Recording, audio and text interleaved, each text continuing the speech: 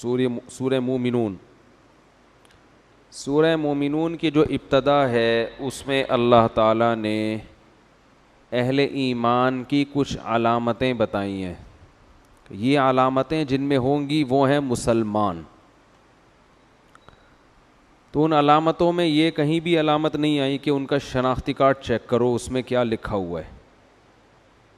شناختی کارڈ میں اگر اسلام لکھا ہوا ہے تو سمجھ لو کہ یہ کیا ہیں؟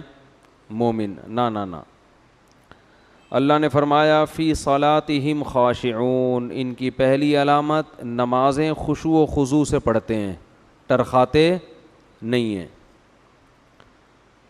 ہم عن اللغو معرضون. لغویات سے بچتے ہیں. لغو کہتے ہیں ان باتوں کو جن کا نہ دنیا میں کوئی فائدہ اور نہ آخرت میں, جیسے پب جی کھیلنا, ٹائم ویسٹنگ, کرکٹ کے میچ سارا دن بیٹھ کے ٹی وی کے آگے دیکھنا, کوئی فائدہ نہیں ہے. گردن میں درد کے علاوہ کچھ بھی حاصل نہیں ہوگا. کھیلنے کا تو پھر بھی کچھ مقصد بنتا ہے, ورزش ہو جاتی ہے, بھاگم دوڑم. دیکھنے میں تو کوئی بھی فائدہ نہیں ہے. اور تھوڑی دیر کی چیز ہو تو آدمی دیکھ لے, سارا دن بیٹھے ہوئے دیکھتے رہتے ہیں. تو ٹائم ویسٹنگ. نبی صلی اللہ علیہ وسلم نے فرمایا من حسن اسلام المرء ترکہ ما لا یعنی. انسان کے اسلام کی اچھائی یہ ہے کہ وہ لا یعنی بیکار باتوں کو چھوڑ دے, زندگی کو قیمتی بنائے. فرمایا والذین هم للزکاۃ فاعلون. زکوٰۃ دیتے ہیں. والذین هم لفروجہم حافظون. اپنی شرمگاہوں کی حفاظت کرتے ہیں, اسے حرام لذتوں میں نہیں پڑتے. الا علی ازواجہم. سوائے اپنی بیویوں کے اور اپنی باندیوں کے. باندیوں کا رواج نہیں ہے اور کسی کو اب باندی بنانا ممکن بھی نہیں ہے, تو اب صرف بیوی ہی کا آپشن رہ گیا ہے. فإنہم غیر ملومین. فرمایا یہ لوگ قابل ملامت نہیں ہیں. تو دو چیزیں بیان ہو گئیں. بیوی کے علاوہ جو راستے ہیں وہ تمام حرام ہیں. اس میں ہینڈ پریکٹس بھی آ گئی ہے, اس میں متع کرنا بھی آ گیا ہے. جو 2 گھنٹے کی شادیاں ہوتی ہیں, 1 ہفتے کی متع ہوتا ہے نا, یہ بھی حرام ہے اسی کے تحت, کیونکہ اس کو بیوی نہیں کہتے جس سے انسان متع کرتا ہے. تو اللہ نے صرف زوجہ کے لفظ کو مستثنیٰ کیا ہے, بیوی. اور اس میں زنا بھی آ گیا, اس میں بدفعلی بھی آ گئی لڑکوں سے. یہ تمام چیزیں اس آیت کے تحت داخل ہو گئیں. تو صرف ایک طریقہ ہے آپ کے پاس, وہ کیا ہے؟ آپ نکاح کر کے اپنی زوجہ سے اپنی خواہش پوری کریں, اس کے علاوہ کوئی راستہ نہیں ہے. ایک بات تو یہ پتہ چلی. دوسری یہ پتہ چلی فإنہم غیر ملومین. جو نکاح کر کے اپنی خواہش پوری کرتا ہے یہ لوگ قابل ملامت بولو نہیں. تو ہمارے ہاں 2 قسم کے فنٹر مارکیٹ میں پائے جاتے ہیں. ایک فنٹر وہ ہیں جو لبرلزم کی انتہا کو پہنچے ہوئے ہیں. وہ کہتے ہیں گرل فرینڈ رکھ لی, اگر کسی سے تھوڑی بہت کچھ ہو گئی, جیسے یونیورسٹی میں ایک دوسرے کو پرپوز کیا نا انہوں نے, گلے ملے, تو ایکچولی اس میں کوئی اتنا بڑا مسئلہ نہیں ہے, ایسی خام خمیں, ذرا دل صاف ہونا چاہیے انسان کا. یہ بھی فنٹر گیری میں ٹاپ پہ پہنچے ہوئے ہیں. جب گلے مل ہی لیے تو اب آگے تکلف کی ضرورت کیا ہے؟ یہ تو گلے تو شادی اسی لیے تو کی جاتی ہے کہ انسان اس کے قریب جا سکے. جب گرل فرینڈ کے اتنا قریب پہنچ ہی گئے اور گورے اور آگے نکل گئے, وہ اتنے ایڈوانس ہو گئے, ان کے ہاں بچے پہلے پیدا ہو رہے ہیں, شادیاں بعد میں ہو رہی ہیں. تو وہ انڈرسٹینڈنگ کے چکر میں نا, تو یہ بھی فنٹر ہیں. دوسرے فنٹر وہ ہیں جو خام خواہ کے صوفی بنے ہوئے ہیں, خام خواہ کے ضرورت سے زیادہ نیک بننے کی کوشش کرتے. ان کو لوگوں کی بلکہ مولویوں کی شادیوں پہ بہت اعتراض ہوتا ہے ان کا, کیونکہ اس فیلڈ میں زیادہ آگے کون ہے؟ مولانا ٹائپ کے لوگ ہی ہیں. عام لوگ تو ڈر رہے ہوتے ہیں نا, وہ تو شادی بھی لیٹ کرتے ہیں, پھر کرتے بھی ایک ہے. تو اللہ نے بیوی کے ذریعے, چاہے پہلی بیوی ہو, دوسری ہو, تیسری ہو, چوتھی ہو, جب تک وہ بیوی میں کی فہرست میں 5ویں پھر بیوی نہیں ہو سکتی, اس سے نکاح ہوتا ہی نہیں ہے اسلام میں. سمجھتے ہو کہ نہیں سمجھتے؟ وہ بیوی کے لفظ اس پہ صادق ہی نہیں آتا نا.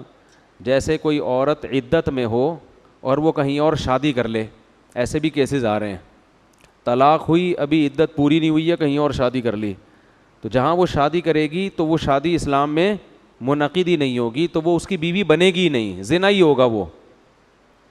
تو اسلام نے بھی کچھ شرطیں بتائی ہیں نا, تو 4 اگر کسی کی موجود ہیں تو وہ 5ویں کرے گا تو وہ 5ویں ہوگی نہیں, وہ بیوی کہلائے گی نہیں. تو جب تک بیوی ہے تو اللہ نے, اگر کوئی شخص نکاح کے ذریعے اپنی خواہش پوری کرتا ہے تو اللہ فرما رہے ہیں یہ قابل ملامت, بولتے کیوں نہیں ہے. تو اس معاملے میں بھی فنٹر بننے کی کوشش نہ کیا, خود سے فیصلہ نہ کیا کریں ابے وہ یہ کیا کر رہا ہے, ابے اس کو دیکھو کیا ہو گیا. اچھا اس میں بھی بہت سے, جلدی سے یہ کر کے, میرا آج یہ ٹاپک نہیں ہے, بہت اہم ہے مضامین آگے. ایک فنٹر گیری اس میں یہ بھی ہوتی ہے کہ چلو بیوی کرنی تھی تو خوبصورت لڑکی کیوں تلاش کی ہے. اس پہ بھی لوگوں کو کیا ہوتا ہے, پیٹ میں مروڑ, کہ چلو کسی نے شادی کرنی ہی تھی تو خوبصورت سے کم عمر سے کیوں کی. یہ اس میں تکلیف اس کو ہونی چاہیے جس کو پیغام نکاح بھیجا ہے ٹھیک ہے نا, کہ آپ کی عمر زیادہ, بڑھاپا آپ پہ آ رہا ہے, بال آپ کے سفید ہو گئے, تو آپ کو میرے لیے پیغام بھیجتے ہوئے شرم نہیں آتی. اس کو تکلیف ہونی چاہیے نا جو 17 سال کی, 16 سال کی, 18 سال کی ہے. اگر اس کو تکلیف نہیں ہو رہی ہے یا اس کے ابا کو نہیں ہو رہی ہے, تو پھر اگر محلے والوں کو تکلیف ہو رہی ہے تو یہ محلے والوں, وہ کیڑے والا لطیفہ سن لے میرا, وہ جو درخت سے گرا تھا نا بندہ, سمجھ میں آ رہی ہے بات, یہ درخت سے گرنا تھا. ابھی آج ایک کیس سامنے آیا کہ ایک بڑی عمر کے صاحب تھے, ان بڑے مالدار تھے, تو انہوں نے شادی کی کم عمر خوبصورت لڑکی سے. لڑکی بھی خوش ہے, پیسہ بہت تھا ان کے پاس. اب وہ جہازوں میں لڑکی نا, دوسرے ملکوں میں, وہ صاحب کہیں یورپ میں رہتے ہیں, کوئی سمجھے گا نہیں کس کی بات ہو رہی ہے, کیونکہ اب ظاہر ہے یورپ میں تو درجنوں صاحب رہتے ہیں نا. بعض لوگ کہتے ہیں آپ نے ہمارا قصہ سنا دیا, تو کسی کو کیا پتا بھائی میں کس کا قصہ سنا رہا ہوں, ایسے تو بہت لوگ ہیں. تو یورپ میں رہتے ہیں, وہ بیگم کے بہت مزے ہو گئے, بنگلے شنگلے بنا کے دے دیے اس کو, وہ غریب لڑکی. اب لوگ اعتراض کر رہے ہیں کہ یہ دیکھو اتنی عمر کا ہو کے اتنی کم عمر سے شادی کی ہے. تو جس سے شادی کی ہے وہ خوش ہے ٹھیک ہے, وہ کیا ہے, وہ کیا ہے, بلے بلے ہو گئی اور کیا چاہیے. اس کے کزنوں میں ایک سے ایک ہینڈسم پڑا ہوا ہے, لیکن جیب میں روکڑا نہیں ہے ان کے. تو اس نے کہا بھائی پرانا ہو, جیب میں روکڑا ہو, یہ نئے سے, یہ ہر ایک کی اپنی تھنکنگ ہوتی ہے. بعضوں کو یہ نہیں ہوتا, بعض کہتے ہیں غریب ہونا چاہیے لیکن جوان آدمی ہونا چاہیے. تو یہ اللہ نے اس کو چوائس دی ہے کہ بھائی وہ خود فیصلہ کرے. تو یہ آپس کی انڈرسٹینڈنگ ہوتی ہے, کون کہاں شادی کر رہا ہے. تو جہاں بھی جو کر رہا ہو نا, وہ ان کا آپس کا معاملہ ہوتا ہے, اس میں کباب میں ہڈی بننے کی کوشش نہ کیا کریں. اللہ سے دعا مانگا کریں, اللہ مجھے بھی کوئی دلا دے, بس اتنا حق بنتا ہے آپ کا ٹھیک ہے. اس سے زیادہ آپ کو تکلیف ہوگی تو یہ آپ کی اپنی ٹینشن ہے, حسد ہے, آپ کو خام خواہ میں گھلیں گے اور ٹینشن کے علاوہ کچھ بھی حاصل نہیں ہوگا. ہاں کسی بڑی عمر کے آدمی نے کسی خوبصورت یا کم عمر لڑکی کو بے وقوف بنا کے شادی کی ہے تو پھر اس پہ اعتراض بنتا ہے. بعض دفعہ ایسا بھی ہوتا ہے, ایسے کیسز آئے ہیں, کالے کولے لگا کے بندہ جوان بن کے چلا گیا, بعد میں پتہ چلا یہ تو سارا حلیہ ہی بگڑا ہوا ہے اس آدمی کا, شناختی کارڈ میں عمر چھپا رہا ہے اپنی, جھوٹ بول, وہ تو پھر دھوکہ ہے نا. یا لڑکی کی مرضی کے بغیر اس کو زبردستی باپ نے اس کی شادی کر دی. بعض علاقوں میں ایسا ہوتا ہے کہ لڑکی کم عمر ہوتی ہے, باپ بڈھے لوگوں سے اپنی کم عمر بچی کی پیسوں کی لالچ میں شادی کر دیتا ہے, تو یہ بھی حرام ہے, ناجائز ہے. سمجھتے ہو؟ تو اس پہ آواز اٹھنی چاہیے. لیکن اگر ایسا نہیں ہے تو پھر جو جہاں کر رہا ہے بھائی, یہ ان کا آپس کا ہیڈیک ہے, کیونکہ اللہ نے فرمایا کہ جو اپنی زوجہ کے ذریعے خواہش پوری کرتے ہیں یہ قابل ملامت نہیں ہے. ایک بات. دوسری بات یہ, بلکہ تیسری بات, کہ نکاح کا بنیادی مقصد خواہش پوری کرنا نہیں ہوتا. جو عزت دار لوگ ہوتے ہیں نا, ان کے نکاح کے دوسرے مقاصد زیادہ ہوتے ہیں. جیسے ہمارے نبی صلی اللہ علیہ وسلم نے جو نکاح کیا, تو پہلی شادی حضرت خدیجہ سے کی, آپ کی ایج 25 سال اور حضرت خدیجہ کی ایج 40 سال. تو ظاہر ہے اس میں تو عیاشی تو پیش نظر معاذ اللہ ہو ہی نہیں سکتی.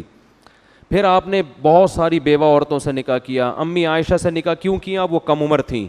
علماء کہتے ہیں پیغمبروں میں عورتوں میں کوئی پیغمبر نہیں آتا, تو ہمارے نبی چاہتے تھے کہ ایک ایسی کم عمر لڑکی سے نکاح ہو کہ آپ کے دنیا کے سے جانے کے بعد ان کی اتنی ایج ہو کہ وہ لوگوں کو علم سکھا سکیں, نبی کے سائے میں نہ پروان چڑھیں.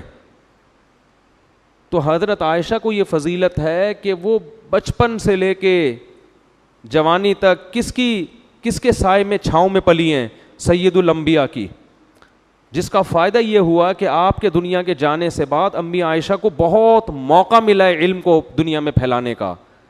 لوگ شادی کر رہے ہوتے ہیں نا کسی عالمہ سے کہ مدرسۃ البنات بنواؤں گا میں، ہوتا ہے کہ نہیں ہوتا؟ ایسے بہت سارے کیس ہمارے پاس آئے ہیں. بھائی عالمہ چاہیے تاکہ وہ کیا بنے؟ مدرسہ چلائے. بہت سے پڑھے لکھے لوگ کسی پی ایچ ڈی لڑکی سے شادی کر رہے ہوتے ہیں یا کسی ڈاکٹر سے شادی کر رہے ہوتے ہیں یا کسی پروفیسر سے، ان کا ارادہ ہوتا ہے کوئی اسکول کھولنے کا. تو یہ بھی حکمتیں ہوتی ہیں. تو ہمارے نبی نے جو امی عائشہ کی عمر کم تھی اور ان سے جو نکاح کیا، اس کی بنیادی یہ اللہ کا فیصلہ تھا. بنیادی وجہ علماء بیان کرتے ہیں تاکہ آپ کو علم کی اشاعت کا موقع ملے. اسی وجہ سے علماء کہتے ہیں کہ آدھا علم اس امت کو اکیلی حضرت عائشہ سے ملا ہے. اور صحابہ کرام اپنے بچوں کو حضرت عائشہ کی بہن کا دودھ پلایا کرتے تھے تاکہ یہ بچے بڑے ہوں تو ان کا امی عائشہ سے پردہ نہ رہے اور علم سیکھنے میں کوئی رکاوٹ نہ ہو. کہاں کہاں سے، کوفہ، بصرہ، دمشق سے لوگ حضرت عائشہ کے پاس آیا کرتے تھے اور مسائل پوچھا کرتے تھے ان سے، کیونکہ گھریلو زندگی جتنی حضرت عائشہ جانتی اتنی کوئی اور نہیں جانتا تھا. تو پیغمبروں کا مقصد محض خواہش پوری کرنا نہیں ہوتا، اور عزت دار آدمی کا بھی یہ مقصد، اصل مقصد یہ نہیں ہوتا. لیکن اگر کسی کا بالفرض یہ مقصد ہے تو بھی وہ قابل ملامت نہیں ہے. بتانے کا مقصد یہ، عزت دار لوگ کے نظر میں یہ دوسری چیز ہوتی ہے خواہش پوری کرنا، اصل تو ان کے دوسرے مقاصد ہوتے ہیں. اولاد سب سے بڑا مقصد ہے. لیکن اگر بالفرض کوئی آدمی یوں ہم کہہ لیں کہ ہے ہی ٹھرکی، معذرت کے ساتھ، اس کا مقصد صرف اپنی خواہش برائے خواہش ہی ہے اور کچھ بھی نہیں ہے، تو بھی ہم اس کو گالیاں نہیں دے سکتے، برا بلا نہیں کہہ سکتے. یہ کہیں گے یار اپنا ذوق تھوڑا سا اونچا کرو، معیار تھوڑا اونچا کرو. نہیں آ رہی بات؟ جیسے کچھ لوگ کھانا کھاتے ہیں زندہ رہنے کے لیے، کچھ زبان کے چٹخاروں کے لیے کھا رہے ہوتے ہیں.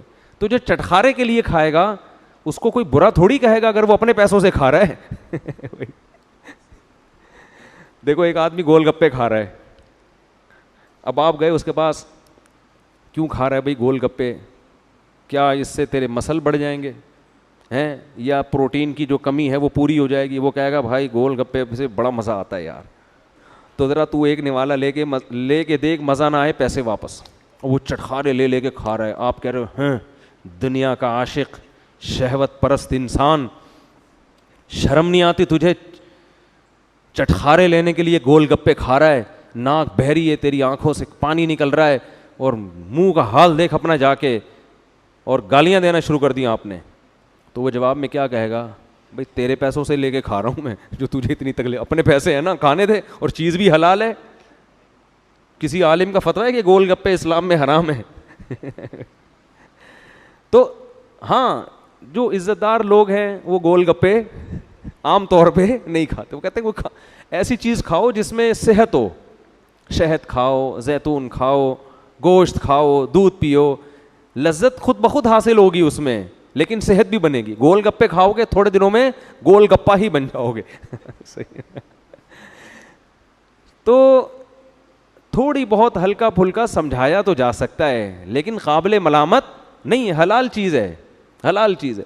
تو ایسے ہی نکاح کا بنیادی مقصد محض خواہش پوری کرنا نہیں ہوتا. یہ بڑے باذوق لوگوں کا یہ مقصد، یعنی باذوق سے مراد جن کا جو اونچے ذوق کے لوگ ہیں، جو دنیا میں کچھ کام کرنا چاہتے ہیں. لیکن اگر کسی کا مقصد صرف خواہش پوری کرنا ہے تو بھی وہ قابل ملامت نہیں ہے، جیسے کہ قرآن میں اس آیت میں اللہ نے بتا دیا. تو اگر کوئی اپنے خرچے پہ شادی کر رہا ہے، خود ٹیڑھا میڑا، آڑا ترچھا، نیلا پیلا، توند نکلی ہوئی ہے، اور کسی حسینہ سے شادی کرتا ہے اور حسینہ کو بھی کوئی اعتراض نہیں ہے، تو پھر آپ کو بھی کوئی اعتراض نہیں. آپ کو یہ اعتراض تو ہو سکتا ہے کہ مجھ سے کیوں نہیں کی. ٹھیک ہے نا، یہ اعتراض آپ کا بنتا ہے. تو اگر وہ آپ کو کہہ دے بھائی آپ مجھے سمجھ میں نہیں آ رہے تھے، تو پھر وہ جس سے چاہے کرے. تو یہ آج کل ہمارے معاشرے میں ایک بہت بڑا المیہ ہے، اور یہ عورت کے لیے بھی ہے. طلاق یافتہ یا بیوہ عورت اگر وہ کوئی اس کو اچھا لگ رہا ہے، کوئی ہینڈسم لگ رہا ہے، کوئی اسمارٹ لگ رہا ہے، وہ چاہ رہی ہے کہ میں اس سے شادی کروں، یہ مجھے اچھا لگ رہا ہے، تو قرآن عورتوں کے بارے میں تو بہت واضح کہتا ہے لا تعضلوہن ان ینکحن ازواجہن, ان کو مت روکو اس بات سے کہ یہ جہاں نکاح کرنا چاہیں وہاں نکاح کریں, اس بات سے ان کو بولتے کیوں نہیں مت روک. ایسے کیسز اب بھی آ رہے ہیں, تو میں بہت کم فون سنتا ہوں, لیکن جب بھی سنو کوئی نہ کوئی کہانی سامنے آتی ہے. 30 سال کی خواتین, 30 سال میں تو عورت جوان ہوتی ہے, 2 بچے, طلاق ہو گئے, اب خاندان والے دھمکیاں دے رہے ہیں کہ اگر شادی کی تو ٹانگیں توڑ دیں گے, بائیکاٹ کریں گے, بس اب چھوڑ دو, اب ان بچوں کی خاطر جیو. تو یہ ظلم ہے معاشرے میں. تو جیسے مرد کو اجازت ہے, اللہ نے عورت کو بھی اجازت دی ہے کہ, تو نکاح پہ کوئی پابندی نہیں ہے بھائی. نکاح کو معاشرے میں زیادہ سے زیادہ پروموٹ کرو. جو کر رہے ہیں, میرے پاس تو لوگ آتے ہیں نا, مجھے بھی آفس میں مجھے سیٹنگ ہو گئی اچھی لگ رہی ہے, میں کہتا جا شادی کر سب سے پہلے, کوئی ٹینشن کی بات نہیں, اگر نکاح نہیں کرنا پھر تعلق ختم کر دو. تو اللہ نے جس چیز کی اجازت دی ہے, ہمیں فنٹر بننے کی ضرورت نہیں ہے, اور حد سے زیادہ حدود سے آگے نکلنے کی ضرورت نہیں ہے. تو فرمایا فَإِنَّهُمْ غَيْرُ مَلُومِينَ, یہ لوگ قابل ملامت نہیں ہیں. فَمَنِ ابْتَغَىٰ وَرَاءَ ذَلِكَ, جو نکاح کے علاوہ کوئی اور راستہ تلاش کرے گا, فَأُولَٰئِكَ هُمُ الْعَادُونَ, یہ لوگ اللہ کی حدود سے تجاوز کرنے والے ہیں. وَالَّذِينَ هُمْ لِأَمَانَاتِهِمْ وَعَهْدِهِمْ رَاعُونَ, فرمایا جنتیوں کی علامت یہ ہے کہ یہ امانت اور اپنے ایگریمنٹ کی رعایت کرتے ہیں. ان کے پاس کوئی امانت ہو اس میں خیانت نہیں. آپ کسی کو اپنی گاڑی چلانے کے لیے دے دیں, اب کہا جاتا ہے اس کو کہ اپنی سمجھ کے چلانا, ورنہ وہ ریڑ لگاتا ہے کہ نہیں لگاتا. بائک کسی کو دے دیں, بجا کے آ جائے گا اس کو, ایسے ہی ہے نا, مختلف جگہوں سے بجنا شروع. یہ امانتوں میں خیانت ہے. جو گورنمنٹ کے ملازمین ہیں, حکومت کے خزانے ان کے ہاتھ میں ہیں, تو یہ بھی عوام کی امانت ہے آپ کے پاس. بہت امانت کا مفہوم بہت وسیع ہے. تو فرمایا کہ جنتی لوگ امانت کے معاملے میں 2 نمبر نہیں ہوتے, 1 نمبر ہوتے. مالک مکان نے آپ کو گھر دیا ہوا ہے کرائے پر, اس کا گھر آپ کے پاس امانت ہے, اس کی واٹ نہ لگاؤ. اپنے گھر کو کیسے محفوظ رکھتے ہیں مالک مکان کا جو گھر ہوتا ہے نا, جب اس کو چھوڑ کر جاتے ہیں اس گھر کی دیواروں کا حال دیکھو, دروازوں کا حال دیکھو, گلے ہوئے ہوتے ہیں دروازے. تبھی لوگ گھر بنا کے عام طور پر اب کرایہ داروں کے حوالے نہیں کر رہے ہوتے کہ اتنا کم بخت کرایہ نہیں دے گا جتنا ریپیئرنگ میں خرچہ آ جائے گا اس کی. تو یہ بھی امانتوں میں کیا ہو رہی ہے, خیانت. فرمایا وعہدہم راعون, اپنے ایگریمنٹ کو پورا کرتے ہیں. ایک ہوتا ہے وعدہ, ایک ہوتا ہے معاہدہ.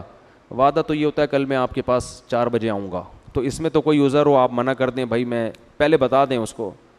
لیکن ایک ہوتا ہے ایگریمنٹ. ایگریمنٹ ہوتا ہے دونوں طرف سے, جیسے خرید و فروخت کے ایگریمنٹ ہوتے ہیں. اس نے آپ کو چیز ڈیلیور کر دی, اب آپ پیمنٹ ٹائم پہ نہیں کر رہے, تو یہ معاہدے کی خلاف ورزی ہے. سمجھتے ہو کہ نہیں سمجھتے؟ تو یہ معاہدوں کی خلاف ورزی اسلام میں بہت بڑا جرم ہے. جنگ بندی کا معاہدہ ہوا, اس میں آپ نے گڑبڑ کر دی. تو معاہدہ دونوں طرف سے ہوتا ہے. اللہ فرماتے ہیں والذین هم علی صلواتہم یحافظون, نماز کا ذکر 2 دفعہ کیا. پہلا یہ کہ نمازوں میں خشوع پیدا کرتے ہیں, دوسرا یہ کہ نمازوں کی حفاظت بہت ضروری ہے. نماز پڑھتے نہیں ہیں, محافظت, کیونکہ جو نمازی ہوتا ہے نا ہر وقت اس کو فکر لگی ہوتی ہے کون سی نماز کا ٹائم ہو گیا ہے اور کون سی نماز کا ٹائم ہونے والا ہے. سفر میں, حضر میں, میدان جنگ میں بھی اس کو فکر لگی رہتی ہے. تو اس لیے اللہ فرماتے ہیں یہ لوگ نمازوں کی حفاظت کرتے ہیں. تو جو یہ کریں گے اولئک هم الوارثون, یہ لوگ اصل میں وارث ہیں. الذین یرثون الفردوس, جو جنت الفردوس کے وارث ہیں. ہم فیہا خالدون, اس میں ہمیشہ ہمیشہ رہیں گے. علامہ مناوی ایک بہت بڑے مفسر ہیں, وہ فرماتے ہیں جنت اگر سونے چاندی کی نہ ہوتی, حوریں اور باغات نہ ہوتے, مٹی کی سادہ گاؤں جیسی ہوتی. 2-4 بھینسیں بندھی ہوئی ہوتی ہیں, ایک کتا ٹہل رہا ہوتا ہے, 1-2 گدھے کھڑے ہوئے ہوتے ہیں وہاں پہ, فرض کر لو ہے بھائی. لیکن اس میں صرف اتنی بات ہوتی کہ یہاں موت نہیں ہے کبھی. تو فرمایا اس دنیا کے 1000 گز کے بنگلوں سے پھر بھی وہ بہتر تھی. اگر آپ کو ابھی کوئی کہے کہ تمہیں میں چیچا وطنی کے کسی گاؤں میں لے جا کے چھوڑ دیتا ہوں ڈیفنس کے بنگلے سے نکال کے, آپ کبھی بھی ایگری؟ چیچا وطنی میں بھی لوگ بیان سنتے ہیں, چیچا وطنی تو سنا بڑا اچھا شہر ہے. کوئی اور بول لو, کوئی بھی گاؤں ایک دفعہ میں نے ایسے بول دیا چیچا وطنی سے فون آ گیا, بھائی چیچا وطنی کیوں بدنام کر رہے ہو مفتی صاحب چیچا وطنی کو, ہیں نہیں نہیں مچھر کالونی تو ایک سی وی آئی پی جگہ ہے. نہیں نہیں نہیں بھائی, لیاری والوں سے تو پنگا لے ہی نہیں سکتا آدمی. صحیح ہے نا. تو وہ کہتا ہے نا ایسا کہیں بھی گاؤں دیہات میں نا جہاں گائے گدھے گھوڑے اس طرح کی زندگی ہو. میں تھر گیا ایک دفعہ, تو کہیں مدد تقسیم کرنی تھی, ریگستانوں میں لوگ رہ رہے ہیں, ہم جب چارپائیوں پہ سونے کے لیے لیٹے ہی ہیں نا رات کو, تو گدھوں کی کانفرنس شروع ہو گئی پوری. وہ بھائی ادھر سے گدھے پوری اسپیڈ کے ساتھ پھیپڑوں میں ہوا بھر کے نکال رہے ہیں, اور پھر وہاں خاموشی اتنی ہوتی ہے, ایک گدھا پھر دوسرے نے رپلائی کیا اس کو, بولا کیا خیریت طبیعت کیسی ہے تمہاری, لیکن وہ 2 منٹ میں بھی ان کی بہت چیختے ہیں, تمیز سے بات ہی نہیں کر رہے نا. ہم لوگ ہم 8-10 افراد تھے, تو سارے ہی اٹھ کے بیٹھ گئے تھوڑی دیر میں, کسی کو بھی نیند نہیں آ رہی, اور پھر ہم سب کو ہنسی آ گئی کہ یار ان گدھوں کو دیکھو.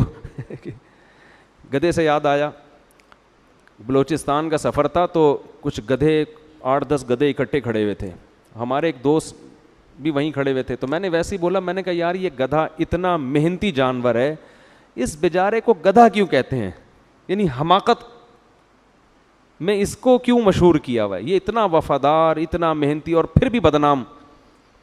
اللہ نے دکھانا تھا مجھے.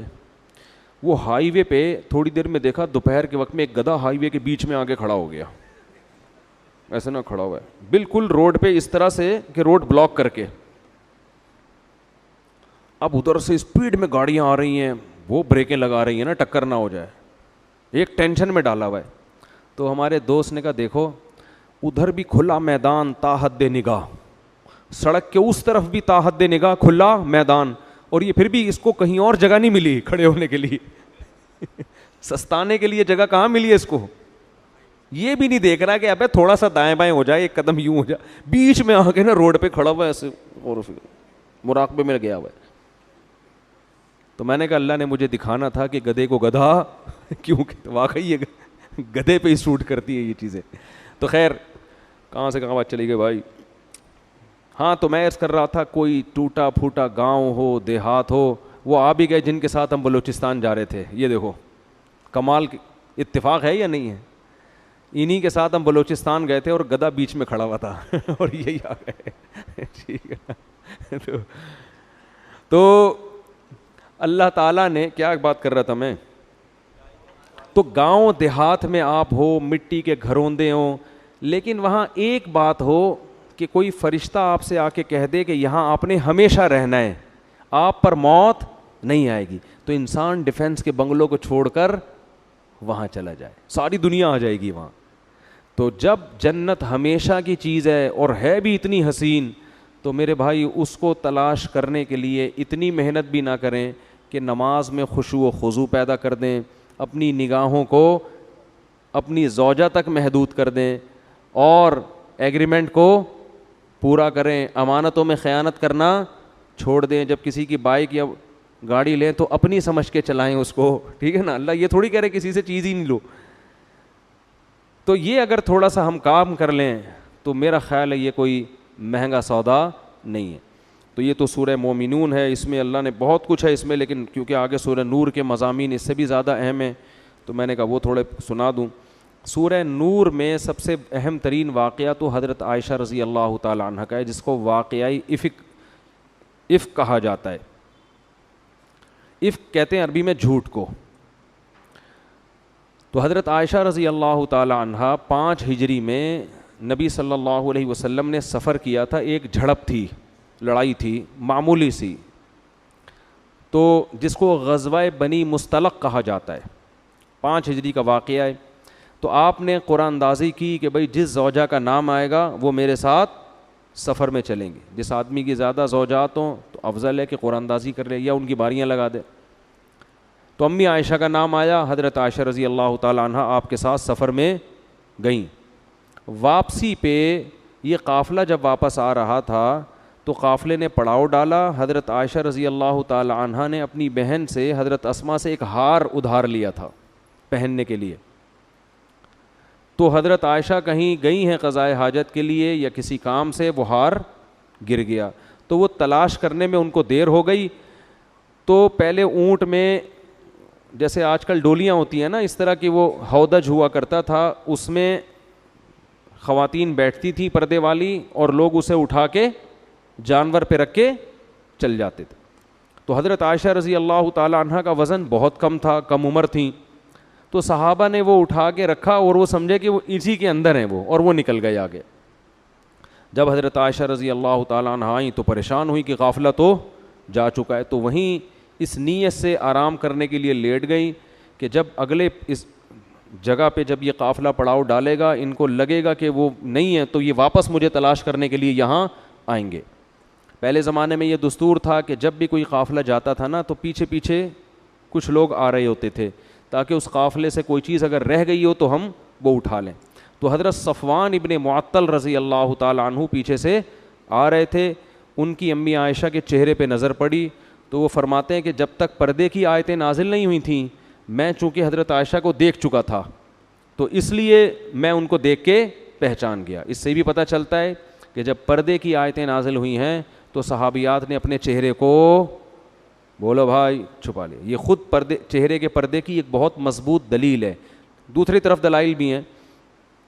تو خیر، تو انہوں نے زور سے انا للہ و انا الیہ راجعون پڑھا. جیسے ہی پڑھا ہے تو حضرت عائشہ اٹھ گئیں. تو فرماتی ہیں اس وقت سے مدینہ داخل ہونے تک کوئی کلام انہوں نے مجھ سے نہیں کیا. بس وہ بیٹھی ہیں ہودج میں اور حضرت صفوان ابن معطل یہ اونٹ پہ بیٹھی ہیں، حضرت صفوان ابن معطل ان کو لے کے چلے گئے اور کوئی بات نہیں. تو جیسے ہی مدینہ میں داخل ہوئے نا تو یہ عبداللہ ابن ابی ابن سلول، یہ بہت بڑا منافق تھا. منفی پروپیگنڈے کا اس کو موقع چاہیے، ہر معاشرے میں ہوتے ہیں ایسے لوگ. تو اس نے جب دیکھا کہ امی عائشہ ان کے ساتھ آ رہی ہیں حضرت صفوان ابن معطل، تو اس نے معاذ اللہ نقل کفر یہ پروپیگنڈا کرنا شروع کر دیا کہ اللہ معاف فرمائے، بولتے ہوئے بھی ڈر لگتا ہے کہ معاذ اللہ ان کے آپس میں معاذ اللہ نقل کفر ناجائز تعلقات ہیں، زنا کی تہمت لگائی. اور اتنا پروپیگنڈا کیا اس نے، اتنا پروپیگنڈا کیا کہ 3 صحابہ وہ بھی اس کے پروپیگنڈے میں آ گئے. حالانکہ وہ بدر میں شریک ہوئے تھے، مخلص تھے. 2 صحابہ اور 1 صحابیہ. جو 2 صحابہ تھے، ایک تو حسان ابن ثابت، یہ بڑے مخلص صحابی تھے اور یہ نبی کی شان میں اکثر اشعار پڑھا کرتے تھے. اور دوسرے تھے مصطح ابن اثاثہ، یہ بھی غزوہ بدر میں شریک ہوئے ہیں. اور تیسری خاتون تھی حمنہ بنت جہش. تو اتنا اس نے پروپیگنڈا کیا نا کہ یہ بھی اس میں مبتلا ہو گئے. حالانکہ یہ منافق نہیں تھے، وہ تو کمبخت تھا ہی، منافق مشہور تھا. حضرت عائشہ رضی اللہ تعالیٰ عنہ سفر سے واپسی پہ بیمار تھیں، تھکاوٹ تھی، گھر سے نہیں نکلیں. تو ایک دن وہ حضرت مصطح جو تھے نا، جو اس تہمت میں شریک تھے، ان کی والدہ کے ساتھ فرماتی ہیں کہ میں کہیں رات کو قضائے حاجت کے لیے دور گئی. تو جا رہی تھی تو کہیں پاؤں لگا ہوگا، کہیں ٹھوکر. تو حضرت مصطح کی جو والدہ تھیں انہوں نے اپنے بیٹے کے لیے بد دعا کی کہ وہ ہلاک ہو جائے. تو یہ فرماتی ہیں کہ میں نے کہا کہ وہ بدری صحابی ہیں، کیوں ان کے لیے بد دعا کر رہی ہو؟ تو انہوں نے کہا کہ تمہیں پتہ نہیں ہے تمہارے بارے میں کیا مشہور کر دیا ہے. امی عائشہ کو اس وقت تک پتہ نہیں تھا. تو جب انہوں کو بتایا تو حضرت عائشہ رضی اللہ تعالی عنہ بہت زیادہ روئیں اور بیمار ہو گئیں گھر کے اندر. اور نبی صلی اللہ علیہ وسلم کو بھی اطلاع ملی کہ مدینہ میں اس قسم کی خبریں مشہور ہو گئی ہیں. تو آپ صلی اللہ علیہ وسلم بھی بہت زیادہ غمزدہ.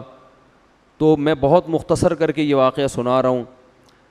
تو جب نبی صلی اللہ علیہ وسلم حضرت عائشہ کے والدین کے گھر گئے، ان سے جا کے آپ نے بات کی کہ عائشہ، یعنی آپ بہت پریشان تھے، لیکن آپ نے خود اپنی زوجہ کی بشارت بیان نہیں کی کیونکہ آپ اس میں نیوٹرل رہنا چاہتے تھے.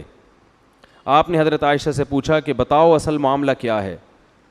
تو حضرت عائشہ فرماتی ہیں کہ میں نے کہا کہ اگر میں یہ کہوں گی کہ میں بے گناہ ہوں تو لوگ میری بات پہ یقین نہیں کریں گے، اور اگر میں یہ کہوں گی کہ میں مجرم ہوں تو فوراً لوگ کیا کر لیں گے؟ یقین کر لیں گے. تو میں اس موقع پہ وہی کہوں گی جو یعقوب علیہ السلام نے اپنے بیٹے کے گم ہونے پر کہا تھا، فَصَبْرٌ جمیل، میرے پاس صبر کے علاوہ کوئی راستہ نہیں ہے. آپ صلی اللہ علیہ وسلم کو بہت تکلیف ہوئی اور آپ نے فرمایا کہ اس شخص نے یعنی عبداللہ بن ابی کے بارے میں کہ مجھے میری زوجہ کے بارے میں بہت شدید تکلیف کی ہے, بہت شدید تکلیف دی ہے. تو حضرت عائشہ فرماتی ہیں کہ مجھے یقین تھا کہ اللہ نبی کو میری براءت بیان کرے گا. اچھا, اس میں پھر یہ تفتیش جب شروع کی گئی ہے تو سب سے پہلے سوکنوں سے پوچھا جاتا ہے نا, کیونکہ سوکنے تو سوکن کے بارے میں اکثر منفی سوچ. تو جب امہات المومنین سے پوچھا گیا تو انہوں نے سختی سے انکار کیا. انہوں نے کہا کہ ہم نے عائشہ میں ایسی کوئی چیز نہیں پائی. سوکن ہونے کے باوجود انہوں نے گواہی دی.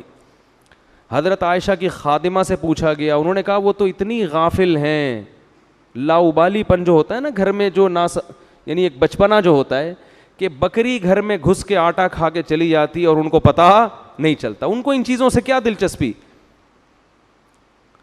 تو آپ صلی اللہ علیہ وسلم بہت سارے صحابہ نے, حضرت عمر جب تھے, حضرت عمر سے جب پوچھا گیا یہ کیا معاملہ ہے تو فوراً بول پڑے سبحانک ھذا بہتان عظیم, کہنے لگے سبحان اللہ یہ تو بہت بڑا بہتان ہے.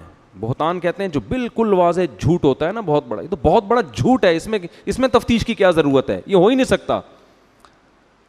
تو نبی صلی اللہ علیہ وسلم جب بہت پریشان ہوئے, حضرت عائشہ کی بھی صبر کی انتہا ہو گئی, تو شدید سردی کا موسم تھا. آپ صلی اللہ علیہ وسلم کو شدید سردی میں پسینہ آنا شروع ہو گیا. صحابہ کرام سمجھ گئے کہ آپ پر وحی نازل ہو رہی ہے. صحابہ تو وحی پہ یقین کرتے تھے نا, یہ اللہ کا, کیونکہ ایسی کیفیت ہو جاتی تھی. تو حضرت عائشہ فرماتی ہیں شدید سردی میں نا آپ کے ایسا پانی کی طرح پسینہ نچڑتا تھا, ایسی کیفیت ہوتی تھی. تو آپ صلی اللہ علیہ وسلم امی عائشہ کے گھر میں اور آپ پر وحی آنا شروع, اور پورا رکوع 11 آیتیں نازل ہوئیں جس میں اللہ نے حضرت عائشہ رضی اللہ تعالی عنہ کی پاک دامنی کو بیان کیا. تو جیسے ہی آپ نارمل کنڈیشن میں آئے ہیں, آپ صلی اللہ علیہ وسلم نے حضرت عائشہ کو خوشخبری سنائی کہ اللہ نے تمہاری پاک دامنی کو اللہ نے بیان کر دیا ہے. تو حضرت عائشہ کی والدہ کھڑی ہوئیں, انہوں نے فوراً فرمایا کہ اپنے شوہر کا شکریہ ادا کرو. امی عائشہ نے فرمایا نہیں. صحیح ہے نا, کیا فرمایا؟ فرمایا یہ پاک دامنی نبی نے بیان نہیں کی ہے, یہ کس نے بیان کی ہے؟ تو اللہ نے بیان, تو میں اللہ کا شکر ادا کروں گی. تو اس پر یہ آیتیں نازل ہوئیں. حضرت عائشہ فرماتی ہیں مجھے یقین تھا کہ اللہ میری برات کا اعلان کرے گا, مگر اس کا تصور بھی نہیں تھا کہ قرآن کی آیتیں بنا کے اللہ نازل کر دے گا جو قیامت تک پڑھی جائیں گی. تو اللہ تعالیٰ نے پھر جو عبداللہ بن ابی تھا اس کے لیے دردناک سخت عذاب کی خوشخبری بتائی, اور فرمایا کہ جب اصول یہ ہے کہ جو کسی پہ زنا کی تہمت لگائے گا تو کتنے گواہ لے کر آئے گا؟ 4 گواہ, اور یہاں کسی کے پاس 1 گواہ بھی نہیں ہے. یہ قرآن میں پہلے نازل ہو چکا تھا یہ حکم کہ 4 گواہ ہونے چاہیے. تو اب جو لوگ اس میں شریک تھے ان پہ حد قذف جاری ہوگی, اور ان کو 80 کوڑے لگائے گئے, جن میں 2 صحابی اور 1 صحابیہ اور عبداللہ بن ابی منافق, اس کو بھی 80 کوڑے لگائے گئے.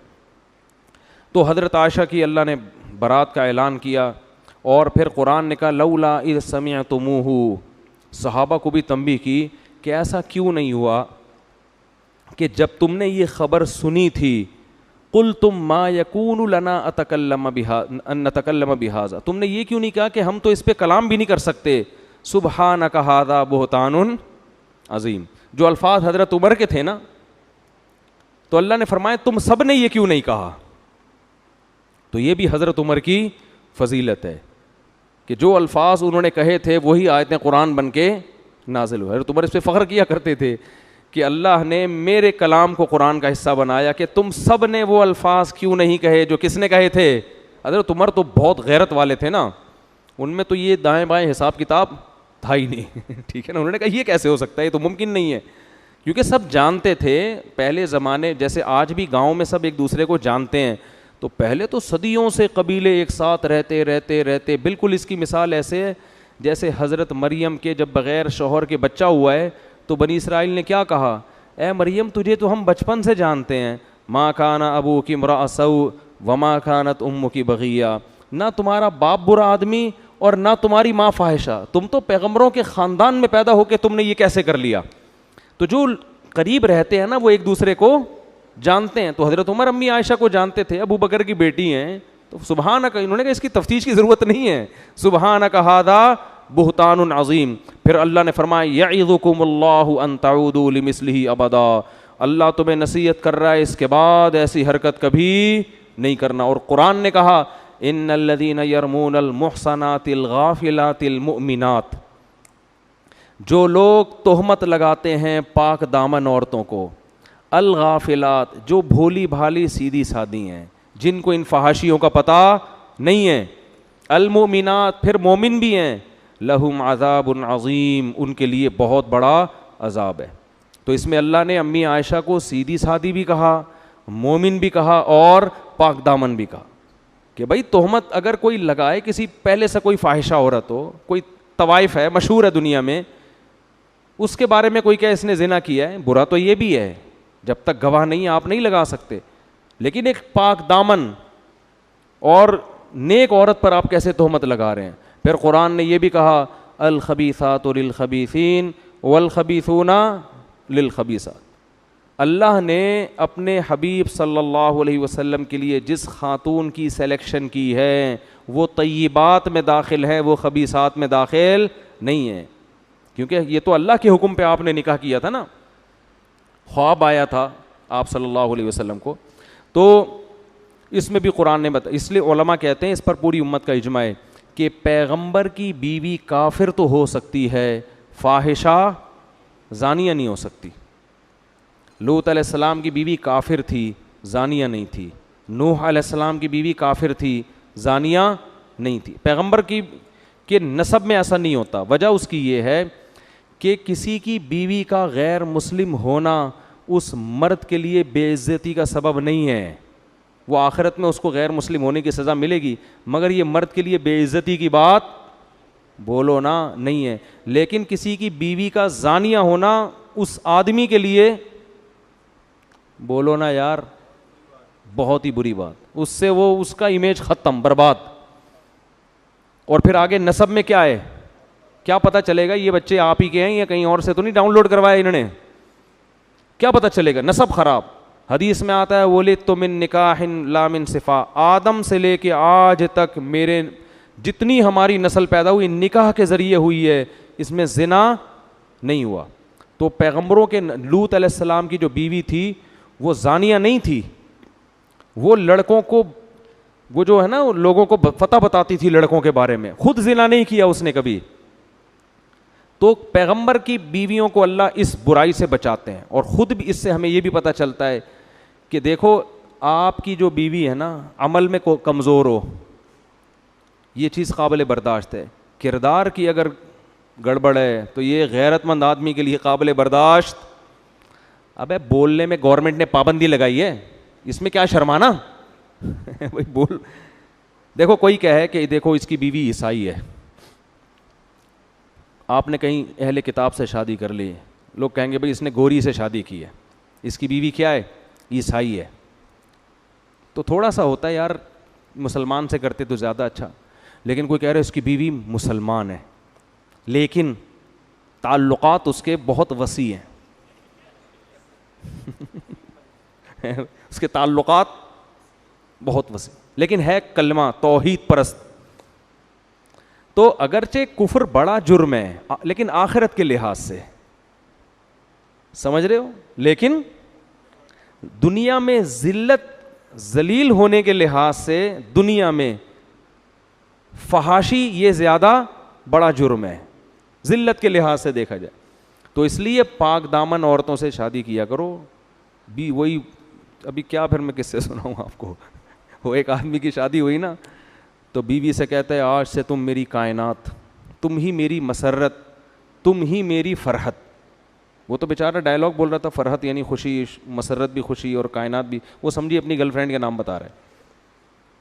کہتا ہے آج سے تم میری کائنات, میری فرحت بھی تم, میری مسرت بھی تم. وہ کہتی ہے ٹھیک ہے, ستار بھی پھر آج سے تم ہی ہو, غفار بھی تم اور وسیم بھی تم ہی ہو.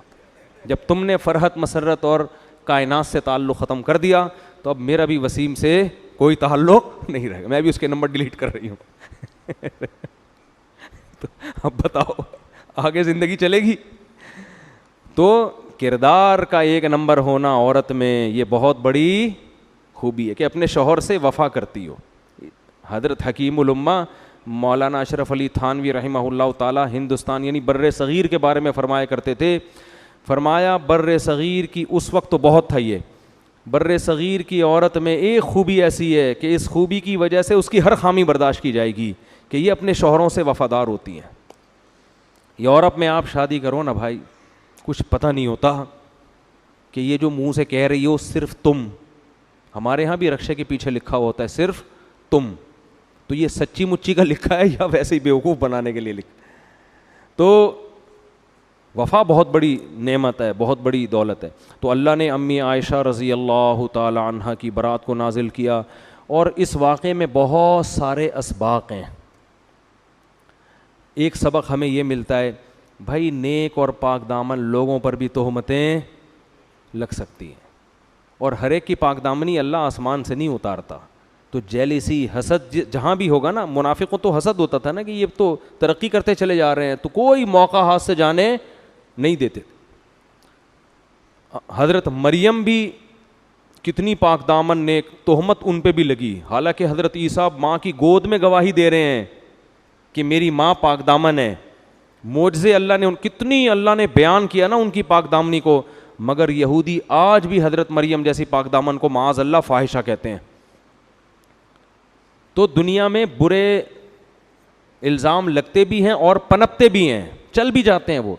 امی عائشہ کی پاک دامنی اللہ نے آسمان سے نازل کی یہ بتانے کے لیے, وَتَحْسَبُونَهُ هَيِّنًا وَهُوَ عِندَ اللَّهِ الْعَظِيمِ وَهُوَ عِندَ اللَّهِ عَظِيمٌ, فرمایا تم اس معاملے کو ہلکا سمجھو, لیکن اللہ کی نظر میں پیغمبر کی زوجہ کا معاملہ بہت بڑا ہے.